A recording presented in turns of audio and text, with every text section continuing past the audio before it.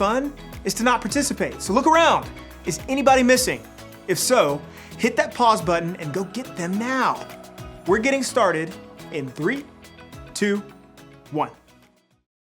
Easter, a time for fake grass, plastic eggs, these things, chocolate bunnies, and people dressed as bunnies.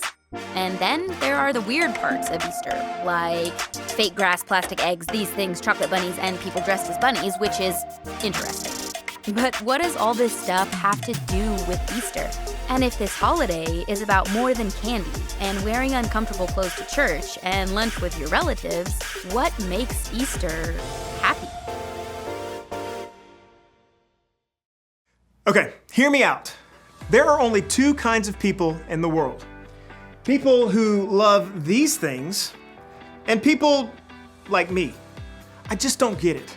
How do you eat something that is this cute and grainy?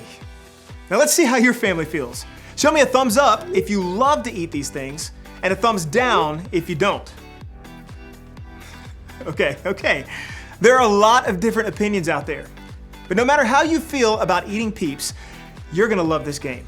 Your family is going to face off in the greatest Peeps jousting competition of all time. I'm gonna explain how it works, and then I'll tell you when to start. First, divide the room into 2 teams. Next, take 2 Peeps and assign them to a team. Now, if you don't have any Peeps, no worries at all. Big marshmallows like this one will work just as well. Now, Team A gets Peep A, Team B gets Peep B. You can come up with cooler names like Lord Sugarcoat or Sir Sprinkles. You get the idea. You can also use a marker or a Sharpie to decorate your Peeps to give them some personality. Maybe you can draw a mustache on your Peep or give them some mean eyebrows or a fancy outfit. Just let your creative juices flow. Next, you need to prepare your Peeps for battle. Take a toothpick and stick it into the front of each Peep, just like that. Now you can think of the toothpick as a joust or a lightsaber or a sword. It just depends on how serious your family is about the competition. Make sure the toothpick is facing forward and toward the other Peep. Now you're gonna place the 2 combatants on a microwave plate. No social distancing is necessary. You want the Peeps to be as close together and facing one another. And finally, time for the big event. Gather around and put the plate in the microwave, setting the timer to 45 seconds. You won't let it run that long. In fact, don't let it run that long. Then press start. Watch at a safe distance until the Peeps drop their toothpick sabers and one touches the other. The toothpick that touches the other Peep first, that Peep wins. Now, as soon as this happens, you're gonna wanna stop the microwave. Trust me on this one. Stop the microwave. Okay, it's time to settle this thing. And don't forget to snap a pic of that photo finish. It's go time. Press pause now, and I'll wait here.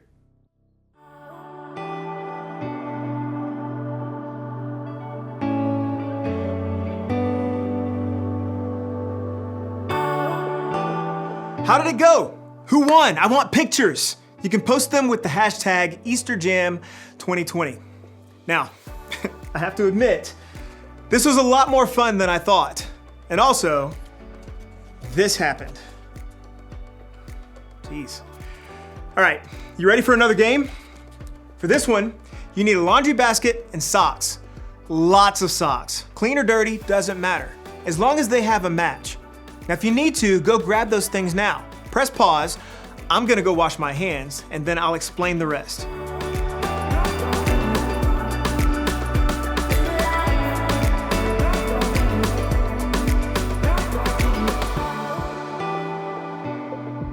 Got your basket and socks? Great. Now, choose 2 people to play. You'll also need 2 people to be scorekeepers. Now, to get started, dump all the socks on one side of the room. Don't worry, those socks will make their way back to the basket real soon. Then, place the basket on the other side. Now when I say go, players will grab a sock, go through the pile, and find the matching one. You'll roll the socks together in the shape of a ball, or like an Easter egg, and then toss them. Just like that, across the room into the laundry or Easter basket. Now the player with the most socks or eggs in the basket at the end of the timer wins. If you don't have scorekeepers to help you count, you have to keep up with that number on your own. So that means everybody's on the honor system, all right? Parents, I'm looking at you. Okay, now if you need to, Press pause now and get everything and everyone in position for the game. I'll wait here.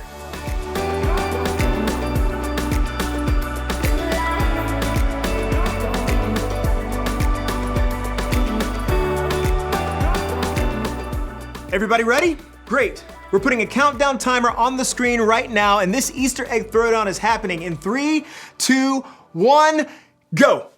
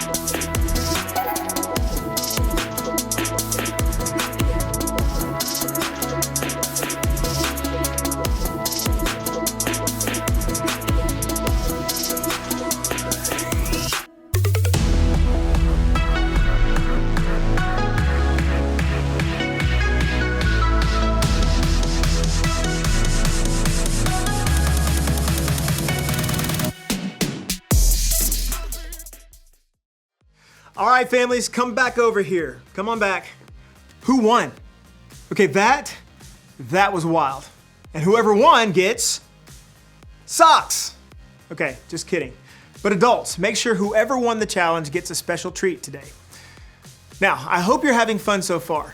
We're celebrating because today is Easter. And if you don't know the whole story of Easter, that's okay. Today we'll talk about what makes today, maybe more than any other day, a happy day. But before we get there, I know you have a lot of family and friends who would love to hear from you. And to make that happen, you have a few options. Pause this video and pick one of the challenges on the screen to wish your peeps a happy Easter.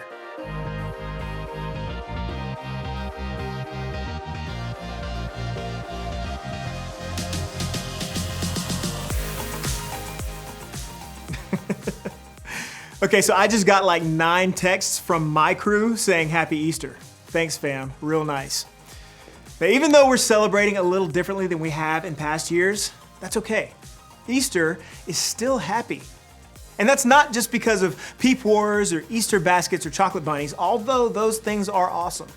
It's still happy because of what happened thousands of years ago at the first Easter. It's the world's most powerful story, and yet it's so simple. So simple that it can be told with laundry. In the beginning, God created everything. He formed people in His very own image. But then, we turned away from God. Sin entered the world, like a dark stain. Still, God loved us so deeply that He made a plan to rescue us. At just the right moment, God sent His very own Son, Jesus, to live among us. Jesus healed hearts and minds and bodies. Thousands gathered to hear Him teach. Instead of giving lots of new rules, Jesus turned things upside down by making it simple. Love God, love others. After 3 years of traveling and teaching, Jesus and His disciples entered Jerusalem to celebrate the Passover feast. Huge crowds gathered to welcome Him. But while the crowds cheered for Jesus, the religious leaders made plans to arrest Him. He was turning their world upside down, and they wanted Him gone. As Jesus celebrated the Passover meal with His friends, He told them that He would be leaving, but would return. His friends didn't understand. That night, one of Jesus' followers, Judas, led soldiers to arrest Him. The religious leaders gave Jesus a fake trial and then sent Him to Pilate, the Roman governor, who could have Him killed. Pilate found Jesus had broken no law and tried to release Him. But a mob called for Jesus to be killed. Pilate gave in and handed Jesus over to the Roman soldiers.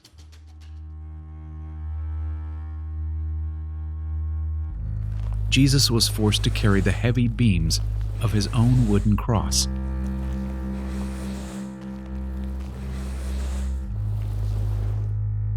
On a hill called Golgotha, the soldiers nailed Jesus' hands and feet to the rough wood. The soldiers and people who passed by laughed and mocked him. But from the cross, Jesus asked God to forgive them. Finally, Jesus called out, "It is finished." Then he died. The earth shook. Rocks split open. Even the soldiers cried, "Surely he was the Son of God." One of Jesus' followers took his body and placed it in a tomb cut from the rock. A huge stone blocked the entrance. Jesus' friends were devastated. They had believed that Jesus was the one God promised, the one who would rescue them, but now he was gone. Their whole world had turned upside down. Jesus' friends stayed hidden in fear for 3 days.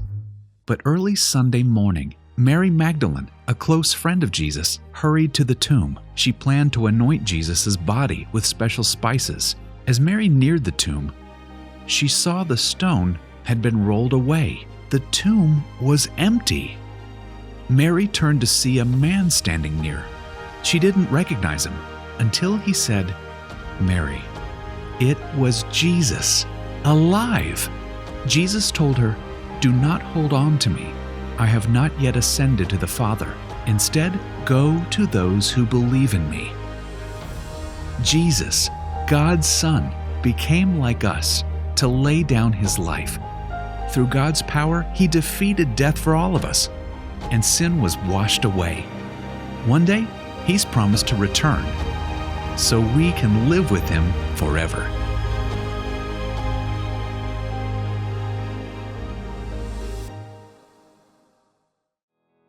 I hear that story every Easter and it always amazes me. I mean, God sent Jesus to the world to remind me that he is greater than anything that can go wrong in my world. The simple fact that Jesus came back to life is proof to me that I can face anything bad that happens. I like to think about it this way. I can because Jesus is alive. I can keep loving because Jesus is alive. I can be brave because Jesus is alive. I can have hope because Jesus is alive. Here's an idea. Take a few minutes and add to this list of things you can do because Jesus is alive. Answer this question as a family. How would you fill in the blank? I can because Jesus is alive. Pause the video while you discuss. And when you're finished, meet me back here.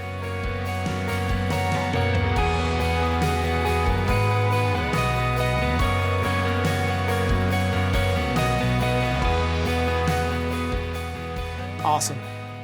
I love conversations like these because remembering what God has done in the past helps me to trust him with what's going on in my life right now.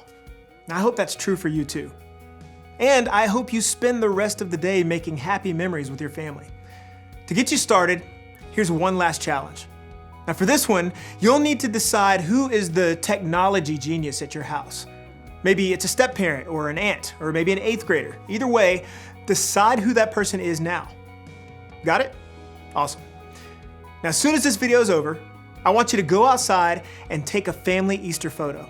You can be dressed up or you can be in your PJs. It can be totally normal with smiling faces or silly with one of those filters that turns your face into a bunny rabbit.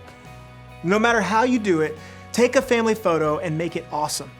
Then share it to social media. Remember to use the hashtag EasterJam2020 so we can see your family's Easter style.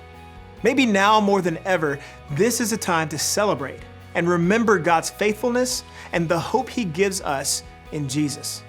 After all, that's what makes Easter so happy.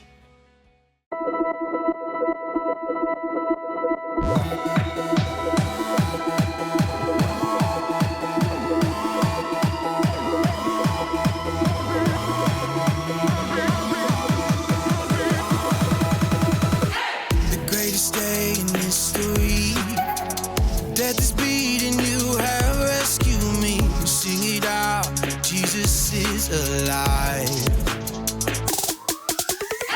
The empty cross, the empty grave, life eternal, you is alive. He's alive. Oh, happy day, you wash my sin away. Oh, happy day, I'll never be the same. Forever I'm changed. I'll never be the same. When I stand in that place, realize meeting face to face, I am yours, Jesus, you are mine. In this joy, perfect peace, earthly pain finally will cease. Celebrate, Jesus is alive.